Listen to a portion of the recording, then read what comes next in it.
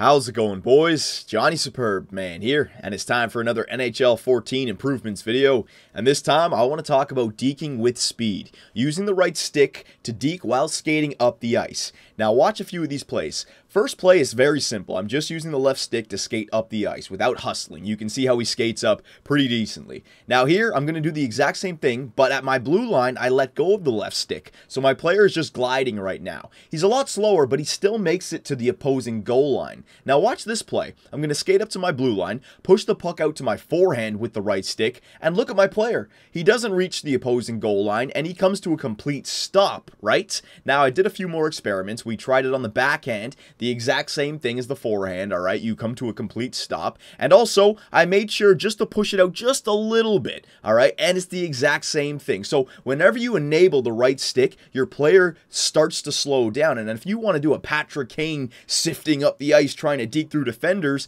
it doesn't exactly work because the back checkers will always catch you. Here's a perfect example of that. Look at this play. The opposing player makes two good moves on our defender, but because he deked with the right stick and it went left and right, he slowed down, allowing the left winger to back check and catch him. Now in Hockey Ultimate Team, this really isn't a problem. Look at number 21 in red. He's being controlled by the computer. If this was EASHL, that human player would be hunting down the puck carrier, spamming the poke check button. Same thing with number 22. He wouldn't have just sat there allowing the winger to cut across. He would have been poke checking him, alright? So in Hockey Ultimate Team, it's not really a problem. But when it comes to EASHL 6v6, the second that you get the puck and you're within traffic, there's going to be poke checks incoming, and they're very hard to get away with in this game, alright? Even with the right stick, it really doesn't do anything for poke checks because you slow down. And for poke check spammers, they don't slow down. So with the right stick, there's no advantage to trying to counter the poke check. I mean, look at my player right here. I can go left, I can go right, I can stop and go the other way, all while spamming the poke check. But with the right stick, I come to a complete stop. So this is what I want. I want to be able to glide at the real speed of a regular glide, but still be able to use the right stick to go left and right to sift up the ice. Here's a play where I could attack the two defenders, but the back check is so close to me, it's smarter to go out to the side. But watch the defender, one poke check, two poke checks, a third poke check, and after all that, he's still on front of me, and he gets a stick lift off. So in this game, the poke checks do not slow you down whatsoever. So you can spam them and still be in position, but the right stick, the second that you enable it, you slow down. So here's why the right stick doesn't match up against the poke check. The black lines are the lines where you want to stay within, north and south, and the red line is the back checking line. You want to stay above that. Now, as the defender, watch, all he has to do is poke check and just skate backwards, and he can do his job. Alright, now if Patrick Kane wants to avoid the poke check and use the right stick, watch, he can do it, but he slows down. The second that he does it, the back checkers catch him. It just doesn't work. Now watch this, compare both players. Patrick Kane with the puck is going to skate to the blue line, let go, and just glide. Duncan Keith is poke checking. You can see the regular glide, you maintain the same speed. Now watch this, Patrick Kane pushes it out to his forehand, Duncan Keith continues to poke check. Look how much faster and how much more space Duncan Keith covers. So if Patrick Kane wants to dangle, it's not going to work. The poke check has the advantage. Now what you can do is you can push the right stick out and let go and push it out and let it go to keep the speed up, but it still slows you down. I've tried it. It's not perfect. It kind of does work. It's not perfect. And it really sucks because the right stick does work against the poke check. You can see I can keep the puck away from him, but it's just without any speed, it's useless in EASHL.